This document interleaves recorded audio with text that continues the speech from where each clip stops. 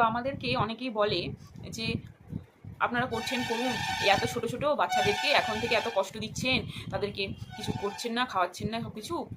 তো তাদেরকে আমি একটা কিছু বলতে চাই। তো আমরা কিন্তু মেডিকেল শপে যখন যাই, আমরা কিন্তু অনেক ধরনের মেডিকেল ঔষধ দেখতে পাই, কিন্তু সব ঔষধই রোগ নিরাময়ের। কিন্তু কোন রোগের কোন ঔষধ খেতে হবে সেটা কিন্তু আমাদের ডাক্তারের কাছ থেকে পরামর্শ নিয়ে খেতে হয়। সেরকমই আমাদেরকে যদি এই ভববন্ধনের রোগ থেকে মুক্ত হতে হয়, তাহলে কিন্তু আমাদের সেই ডাক্তারি পরামর্শ নিতে হবে।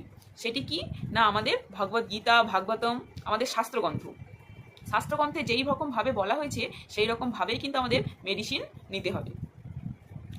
আবার দেখুন, আমাদেরকে যদি এই রাজ্যে বাস করতে হয়, তাহলে এই রাজ্যের কিছু নিয়ম কানুন আছে, সেগুলো কিন্তু আমাদেরকে মেনে চলতে হবে। আর যদি আমরা না মানি, তাহলে কিন্তু আমাদেরকে জেলে ভরে দেবে।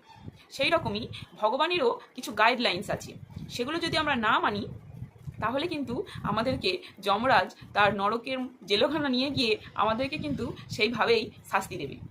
হরে কৃষ্ণা।